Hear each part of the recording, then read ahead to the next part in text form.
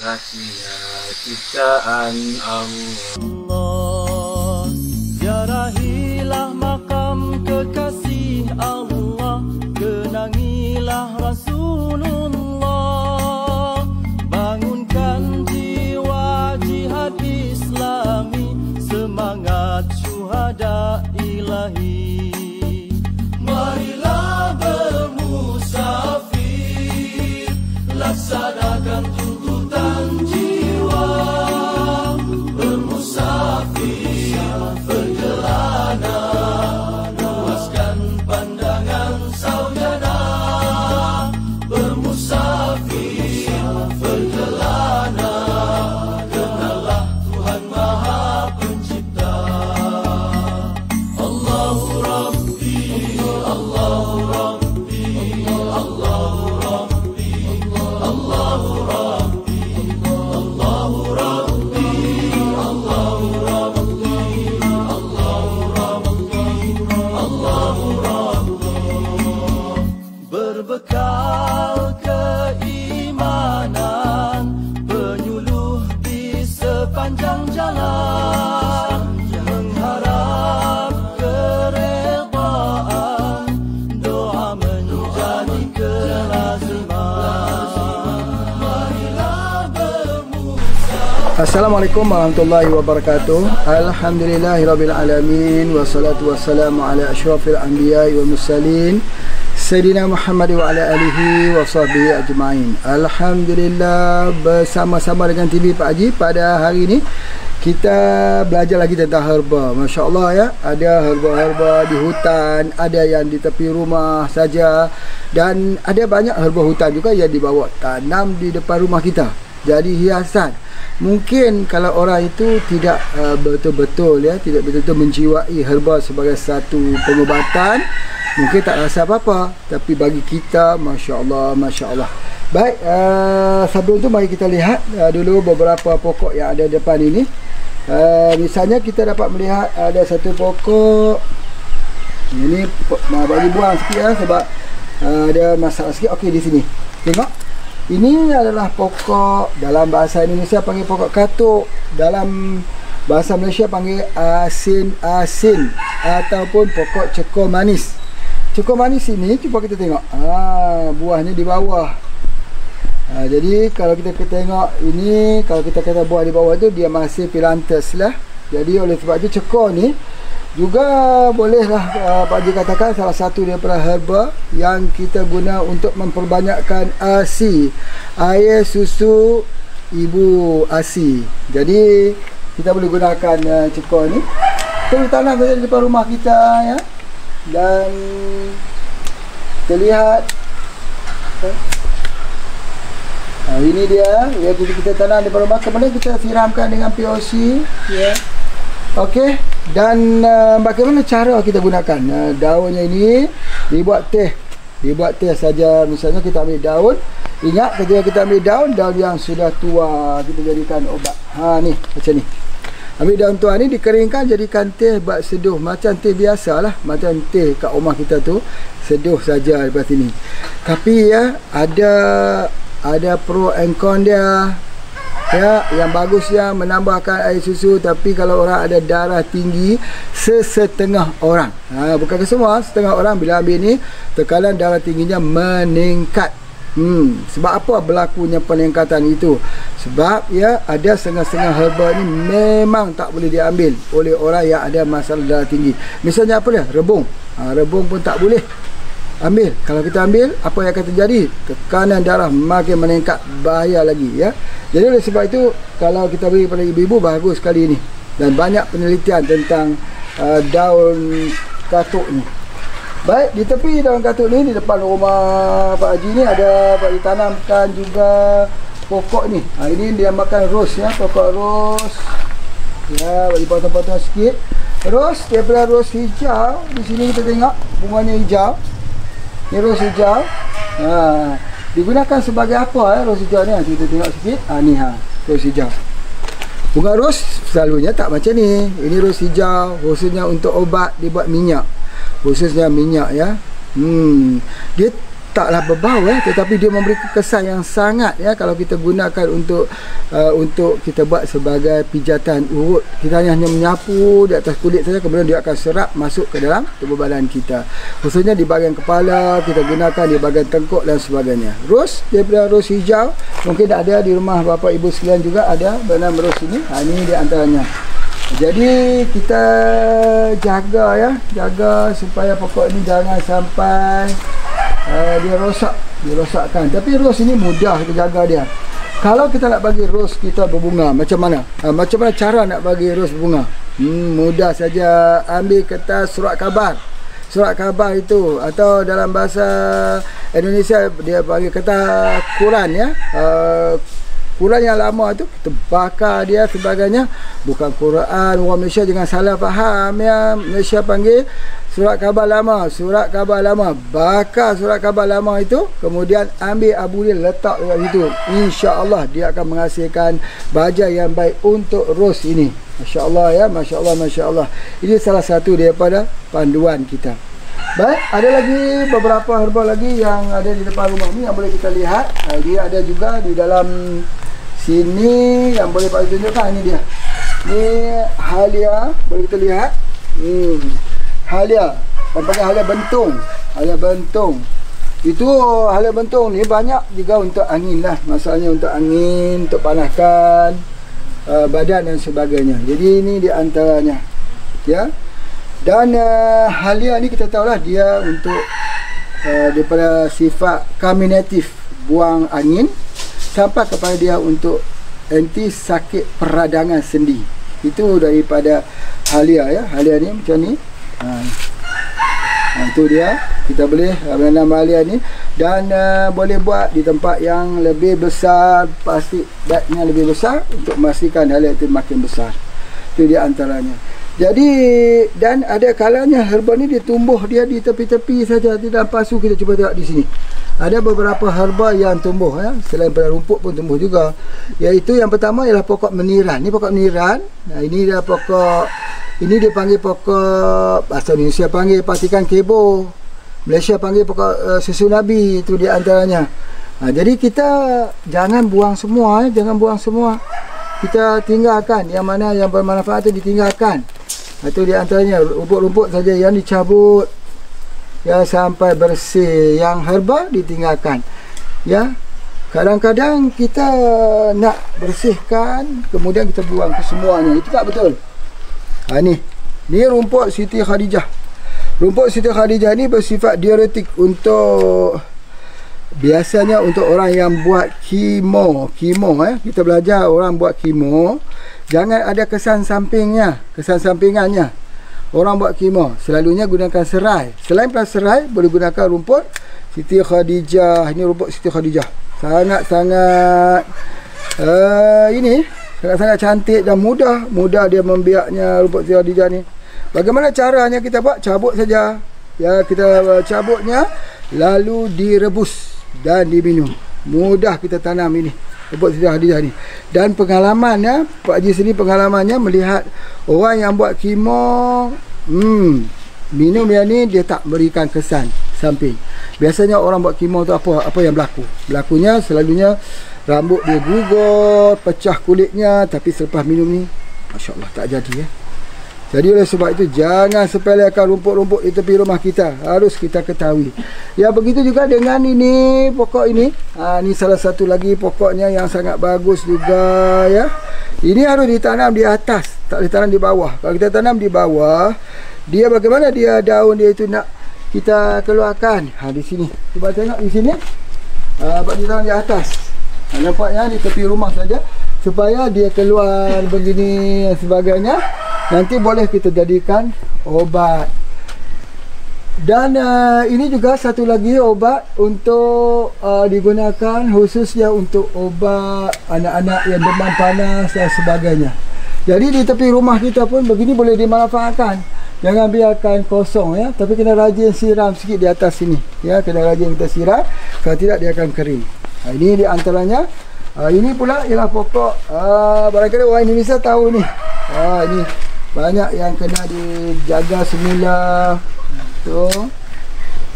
Ini pokok daripada Gunung Muria, Sunan Muria. Di mana Sunan Muria ini dikenali sebagai pokok Sunan Muria, Wali Songo. Jadi pokok ini biasanya dijadikan untuk ubat apa? Dijadikan untuk obat kesuburan.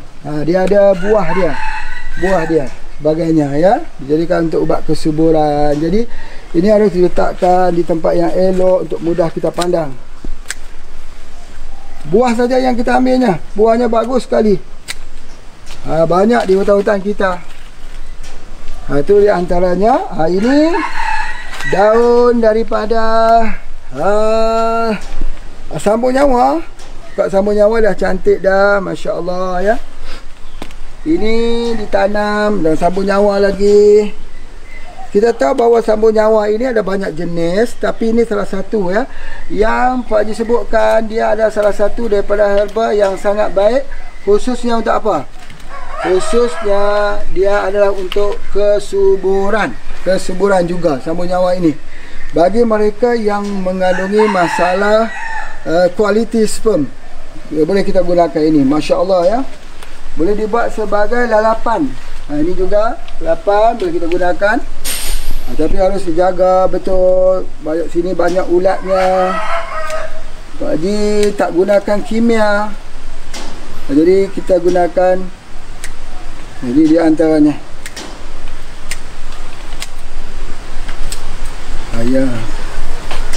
Ya, itu dia antaranya. Dan begitu juga dengan kunyit hitam. Ini daun kaduk. Indonesia panggil karuk, Malaysia panggil kaduk. Sama seperti cabai Jawa, agak ada juga buah tapi kecil-kecil. Cabai Jawa besar. Jadi ini dijadikan sebagai obat untuk apa? Obat untuk asam urat, gout. Ini digunakan, sangat baik, mengandungi kadar antioksidan yang sangat tinggi, anti radang dan sebagainya. Jadi ini boleh digunakan, sangat bagus daun ini. Itu di antaranya. Dan di sini cuba tengok, Pak Haji menanamkan pokok pegagal saja, pegagal yang cuba tengok besar daunnya dan pegagal yang besar. Dan tepi ini juga ada pokok khususnya pokok telinga kera, ya, yang digunakan dalam pelbagai pengobatan. Itu di antaranya. Masya Allah, ya. Tengok begitu. Nah, itu. Dan ada juga daripada pokok-pokoknya yang kita dapat lihat kat sini. Ini pokok selasih. Pokok selasih ini juga sangat banyak digunakan. Selasih untuk mendapat minyak ataupun kita panggil aroma terapinya itu. Jadi di sini bunga selasih ini sangat suka dengan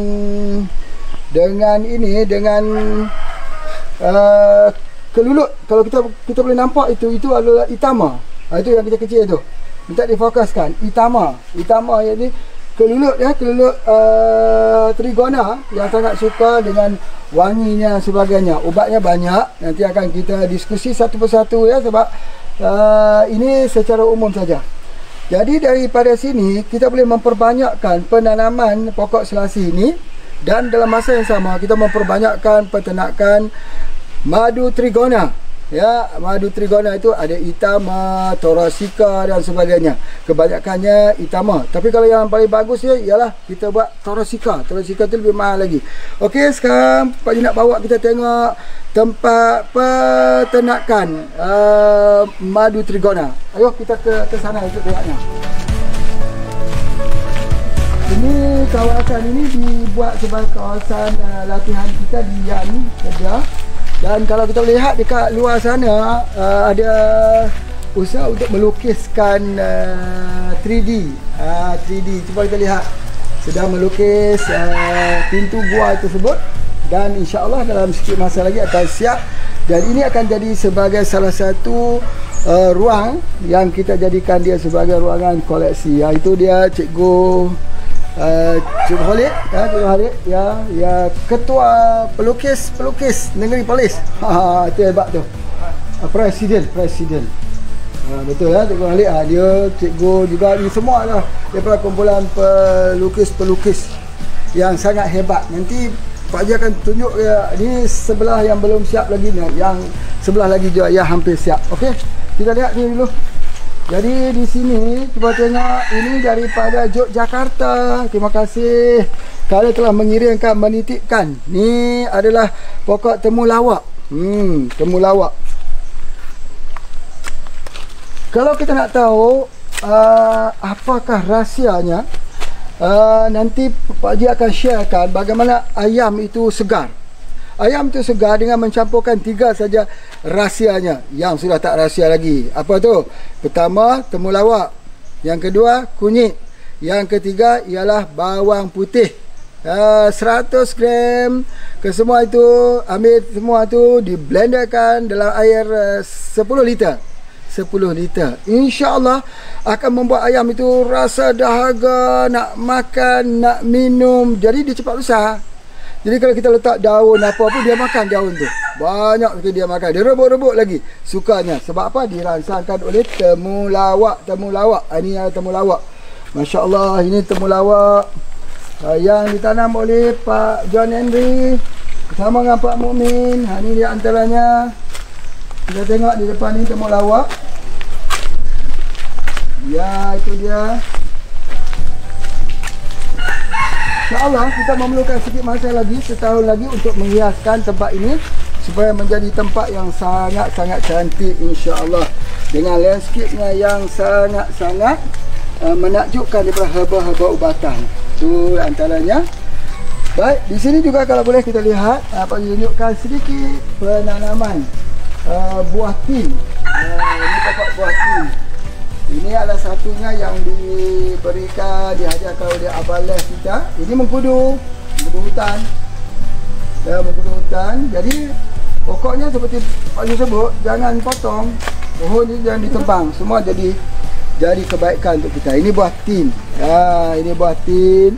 Satu buah. Ya, sekali musim hujan ada sedikit penyalatan. Dan ini buahnya ada di bawah itu yang dihadiahkan oleh Abang Les kita. Ya. Ini salah satu herba yang digunakan. Herba ni mungkin ada pernah kita lihat untuk hilangkan racun ular.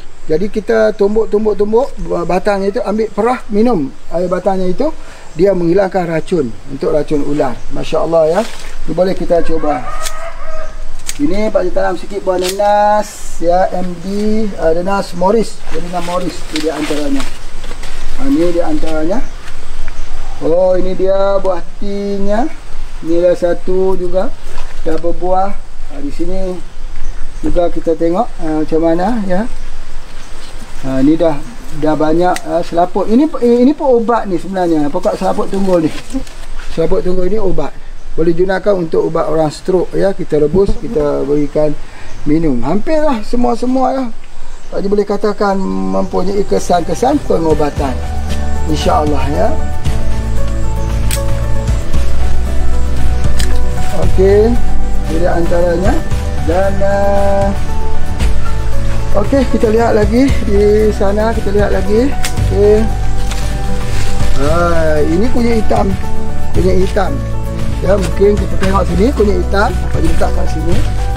Hitam. Ya. Kita bersihkan selalu, dibersihkan. Ini pokok ketumpah air, selalu ada pokok ketumpah air ni. Sini ada ketumpah air. Itu dia. Ini pokok meniran, ketumpah air. Ini dia kunyit hitam. Ini kalau di Malaysia ini harganya kurang lebih satu pasu ni RM100 lebih.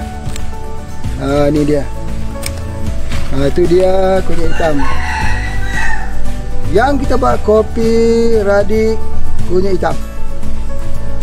Itu di antaranya. Ya.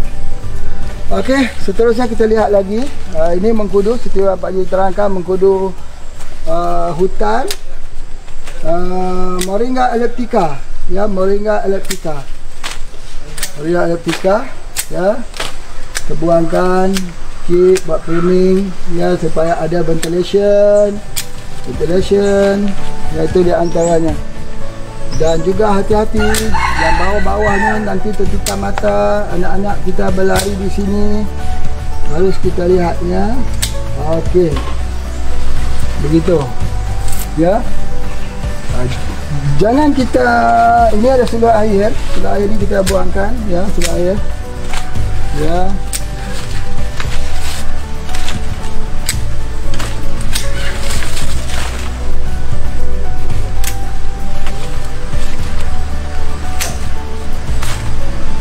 Tu antaranya, ya.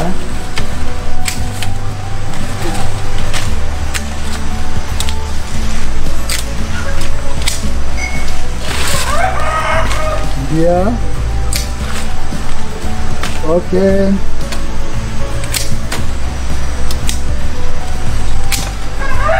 Okey. Kita lihat lebah, ya, lebah. Ini adalah peternakan ikan yang kita buatkan sedikit ini. Ikan dan ini adalah makanannya. Ya, ini ada ikan sedikit. Ada kangkung Ipoama aquatica yang menjala ini. Tujuannya untuk mendapatkan makanan ikan tersebut. Itu dia. Ikan sedikit di tepi rumah kita. Dan di sini juga ada ini dia daripada betik. Cuba kita tengok ada bunga. Betik kalau ada bunga ni jangan buang sebab dia baik untuk ni. Pucuknya ni untuk kanser, ya. Pucuknya itu untuk kanser. Nah, jadi itu dia betiknya, bunganya. Nanti bisa buat kerabu sebagainya. Bisa Kak Lui buat kerabu. Dia macam tu, ya. Alhamdulillah. Kan cantik juga, kita dapat lihat di sudut kecantikan. Tapi kalau kita dapat ubat, kalau ubat Pak Haji nak tunjukkan. Ambil pucuk ni. Ini dia. Ubat untuk kanser, pembengkakan kelenjar. Ada getah lagi. Nampak getah dia, nampak getah dia menitis. Dan ini dia. Ini dibuat blender. Buat untuk ubat kanker, kanser apa pun tak mengapa. Sebab ini adalah untuk antioksidannya, ya. Ambil pucuk dia. Pucuk, ya. Selalunya daun kita ambil daun. Kalau untuk ubat untuk uci manis, ya, kita ambil daun macam ni. Kita bahagikan 3. Sama dengan Pak Haji terangkan untuk orang yang bertiga, ya, bahagi 3. Ya, 1 2 3, 1 2 dan ini 1 2, ya. Jadikan 3 bahagian, rebus, minum. Akhirnya pagi, petang, malam untuk vertigo. Cari yang ada batangnya yang warna biru. Kalau yang ni untuk ubat kanser. Itu dia antaranya. Jika ini untuk ubat apa? Ini untuk ubat. Ini lagi penting. Ini untuk makan lah. Buat rebus kita buat sayur lalap. Itu sebagainya. Celor-celor saja. Baik, itu dia antaranya. Baik, jadi begitu juga di kawasan ini Pak Haji menanam dia dengan pokok belimbing. Ya, ini pokok belimbing masih kecil lagi. Tapi ada orang tanya kenapa menanam belimbing banyak sangat. Buah belimbing ni nak jual di mana? Ya, nak jual dekat mana buah belimbing ni? Pak Haji bukan nak jual buah belimbing. Kemudian buah belimbing tu nak bagi free. Tak jual jugalah. Kalau sikit-sikit tu kita bagi je. Kalau yang banyak tu kita jual lah. Tapi Pak Haji sebenarnya bukan nak jual buah belimbing. Apa dia sebenarnya? Tak ramai orang yang boleh meneka. Sampai semua orang yang meneka semua salah. Katanya nak buat acar. Acar dah banyak dah di sini. Buah belimbing tak perlu tanam lagi dah. Kita tengok kat sini. Nak tengok. Banyak orang yang tak boleh meneka. Sebab apa? Sebab dia, ialah masalahnya siapa yang tahu, kan? Dalam hati Pak Haji saja, tak ada siapa yang tahu. Nah, itu dia antaranya.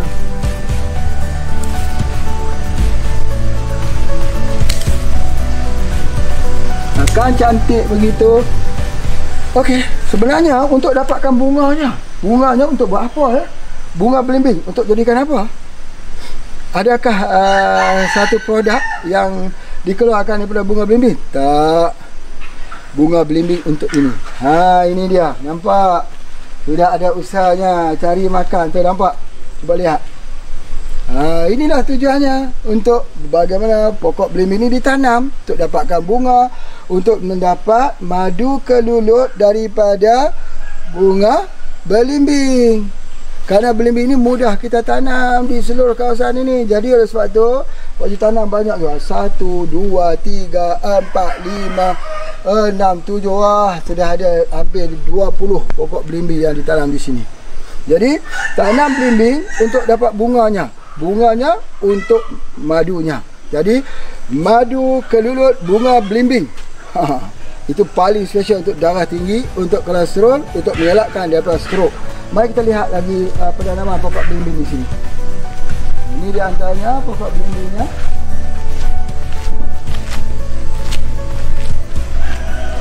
Ini dia pokok belimbing. Ini juga kita tanam, ya, alhamdulillah sudah naik subur. Ini adalah pokok belantas nuri, masya-Allah. Naik subur Dulunya kawasan ini adalah pokok mangga. Kau tengok ni, kita angkat pergi ke hadapan sana. Kita lihat. Ini pelantas yang niruri, pokok meniran atau pokok dukung anak. Khususnya untuk pecahkan batu karang. Ambil jenis ni. Jenis yang warna merah ini dan sebagainya. Masya-Allah ya, masya-Allah. Ini dia pokok belimbingnya.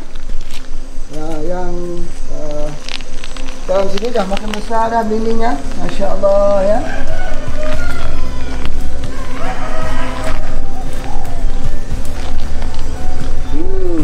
Ini antaranya. Ini pun ada belimbingnya. Ada yang mati, ada yang tinggi lagi. Tengok sini, tinggi sekali. Dah hampir tinggi Pak Haji dah. Pokok belimbingnya. Masya-Allah. Sangat bermanfaat. Kita tengok. Jadi antaranya. Dan keistimewaan di kawasan gunung, ada juga yang nak mati ni. Ya. Nak mati sebab terendam air. Tak mengapa. Kawasan yang terendam air maksudnya tidak sesuai, nanti kita buat tempat lain yang lebih sesuai. Belimbing dia tak mau juga tempat terendam air sebagainya. Baik. Kawasan yang sesuai inilah kita lihat macam mana dengan yang tinggi, pokok tinggi sebagainya. Baik. Okey, kita sedang berada di satu sisi yang lain daripada gambar lukisan 3D, daripada kumpulan pelukis-pelukis memberi perlis ya. Mari Pak Haji tunjukkan. Okey, sebelum itu mari kita lihat dulu buah-buahan yang ada di atas ini. Tu boleh fokuskan buah dokong. Tu dia buah dokong. Nampak? Nanti kita suruh Pak John naik nampak Mukmin ni ambil buah dokong ni. Masih belum masak lagi. Ya, mungkin kita tengok dekat sikit.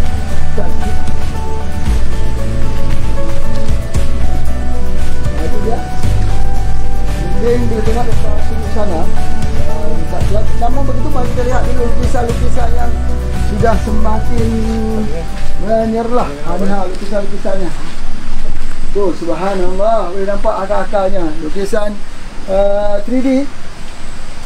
Nanti di depan ni Abang Haji akan buat tempat untuk duduk bersantai-santai sambil kita minum-minum di tepi sungai yang ada di sini. InsyaAllah kesemuanya ini memerlukan sedikit masa lagi untuk kita siapkan sesuatu yang indah pada pandangan mata kita, sesuatu yang boleh memberikan kita inspirasi bersama dengan HVA, bersama dengan perjuangan ini, produk halal tanggungjawab bersama. Dan kita dapat lihat bagaimana lukisan ini menggambarkan hati kita, menggambarkan betapa tenangnya hati kita, betapa gembiranya. Kerana banyak orang sakit kerana hatinya yang sakit, fiziknya juga turut sakit kerana hatinya yang sakit. Kalau hatinya happy-happy, gembira-gembira, insya-Allah ya, Allah akan bagi kebahagiaan di hatinya pada tubuh yang halus dan zahir pada tubuh fizik yang kasar, insya-Allah. Ini ada sedikit yang Pak Haji tanam daripada pokok rumput Susu Khadijah. Dia ni akan kita ubah nanti kalau tempat ni akan dijadikan lokasi tempat landscape yang cantik sebab dia duduk di tepi sungai tersebut. Sungai tersebut akan kita siapkan kolam untuk kolam mandi ya di atas sungai. Kolam mandi atas sungai. Selalunya kolam mandi bawah sungai, tak, dia di atas sungai. Satu yang menarik nanti kita akan lihat sebagainya. Baik, ini boleh lihat lukisan sikit Ini cuba perhatikan betul-betul ketika Pak duduk sini seolah macam duduk di dalam hutan. Cuba perhatikan, mungkin boleh tengok di sebelah belakang sikit, boleh menyaksikan. Itu dia antaranya. Dan di sini ada bucu, ada sudutnya, tapi nampak menyambung sekali dia punya akar. Menyambung. Ya, jadi itu dia antaranya. Jadi mereka yang datang ke sini boleh berfoto di sini. Tengok foto. Macam tu. Begitu. Okey, baik. Itu saja. Kita berada di pusat latihan Yan. Nanti akan Pak Yu ceritakan lagi. Sekarang mari kita menjawab soalan dulu.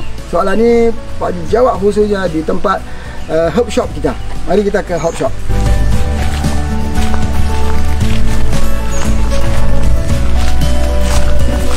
Okey, sebelum kita masuk ke herb shop, mari kita beriabah dulu. Ya, riabah adalah riabah yang selalu kita adakan daripada step yang pertama sampai step yang ke-6. Ya, sampai step yang ke-5 sampai step yang ke-6. Okey, kita riabah dulu, lihat macam mana Pak Ji ajarkan kita riabah. Okey, 1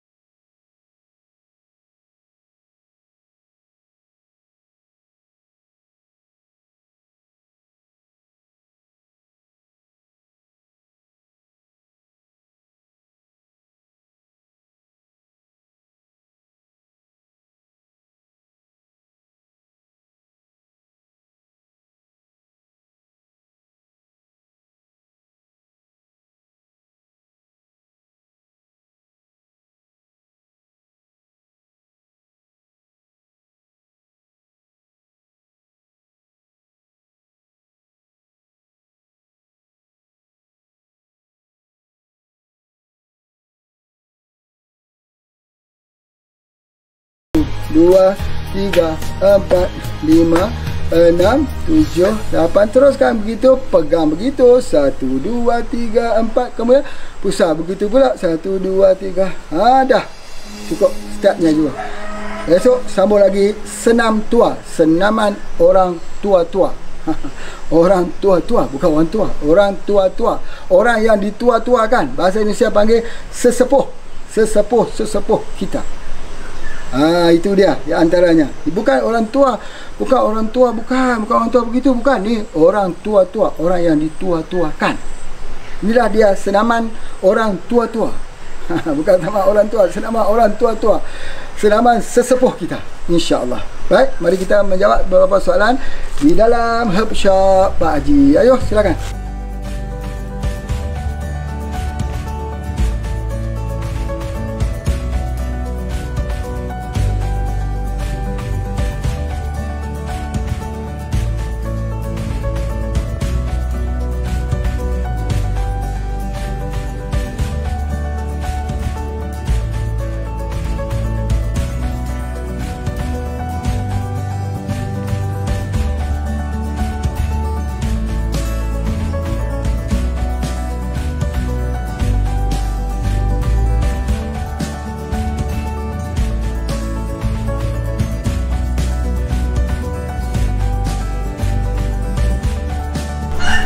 Ya, selamat datang ke Herb Shop Pak Haji. Ya, kampung-kampung saja, buat pun di kampung, baru buat, tak siap lagi ya, baru guna, rumah pun tak siap. Tapi ya, kita gembira sajalah, sebab yang kita jual bukan herba, yang kita jual ialah ingin untuk memberikan sedikit khidmat kepada masyarakat kita yang sedang sakit, untuk kita kongsikan pengalaman. Baik, soalan yang pertama. Assalamualaikum warahmatullahi wabarakatuh. Sihat selalu Pak Haji. Alhamdulillah, macam tahu-tahu saja. Sihat selalu Pak Haji. Doakan Pak Haji ni sihat. Semoga Allah memberikan keberkahan bagi kita semua. Amin. Tanya Pak Haji. Saya Kang Hidayat daripada Bandung, Indonesia. Kang Hidayat, apa khabar? Saya sudah 3 tahun ni sakit di ulu hati dan kepala terasa nyeri hampir setiap hari. Apa kiranya sakit saya ini? Bismillah, terapi HPA International pakai apa? Itu di antaranya. Ya, Kang Hidayat daripada Bandung. Masya Allah, teringat lagi di bawah desir angin, pasir angin Kang Dadang, Kang Dandang ada di sana, Masya Allah. Baik, jadi apa yang banyak nak sebutkan sini, bahawa sakit kepala itu datang daripada angin di perut. Angin di perut tu kenapa? Sebab ada mah. Jadi ada mah itu selalunya sakit di ulu hati. Jadi obatnya ialah kena guna ini. Kena guna apa ni? Pati kurma asli campur dengan susu kambing. Ini dia. Guna 2 ni. Ini dia obat dia. Ini tak nampak ya. Obat ini semua enak-enak. Kalau begini tak mengapa, banyak pun tak mengapa. Sehari 3 kali saja sebab dia enak. Jadi percampuran di antara susu kambing dengan kurma, kedua-duanya dicampur menjadi satu ubat yang paling baik untuk sakit di ulu hati. Teruskan penggunaannya. Nanti bila angin sudah tidak ada lagi di ulu hati itu, maka sakit kepalanya pun sembuh dengan izin Allah. Jadi sakit kepala itu datang daripada mana? Pencernaan di mana? Di perut. Bagi dia dulu, bagi dia makan, insya-Allah, mudah-mudahan dengan izin Allah.